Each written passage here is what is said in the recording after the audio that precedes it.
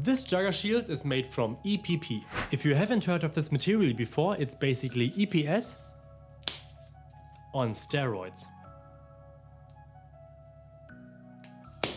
Unlike EPS, EPP is way more flexible, which makes it perfect for many Jugger weapon builds.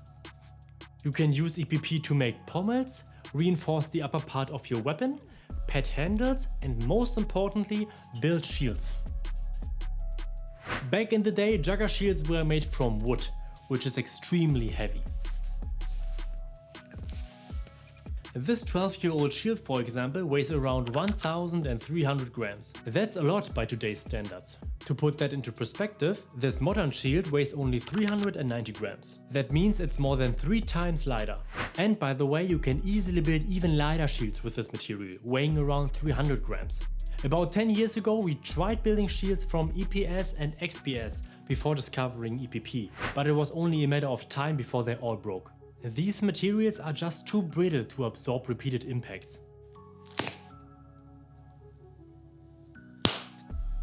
So what exactly is this magical material called EPP? EPP is a recyclable material and stands for expanded polypropylene. It is mainly used as a high-quality packaging material or as a lightweight safety component in products like cars or cycling helmets. If you want to buy EPP shields yourself, I recommend checking online stores specialized in RC aircraft and model building. Some of them sell and ship full-sized EPP boards for DIY projects. That's exactly what we're looking for. One important thing to know is that EPP comes in different density grades. For Jugger, we need a density of 20 kilograms per cubic meter. In Germany, this is commonly referred to as RG20. Anything denser than that will usually fail tournament safety requirements, unless you add extra padding to the front and sides of the shield. We don't want that. To build a durable and long-lasting shield, I recommend using a board thickness of 40 mm. A thickness of 30 mm can also work fine if you want to save a few grams. In that case, I recommend adding a thin layer of cotton fabric, called Schleiernessel in German, to both sides of the shield. I think the English term is veil fabric or voile fabric. It can be carefully ironed onto the surface. I'm using fabric with a weight of 75 grams per square meter. If you want that cover to be very sturdy, you can of course use stronger and heavier cotton fabric. This protects the EPP surface and helps prevent the material from tearing or breaking over time.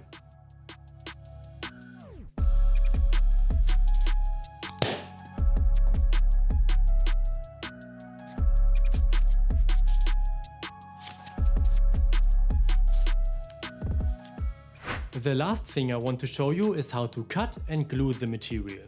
For cutting, I highly recommend using a hot wire cutter for the cleanest results. You can also use a hot knife, which works reasonably well. Then there are these tools. I really don't recommend them.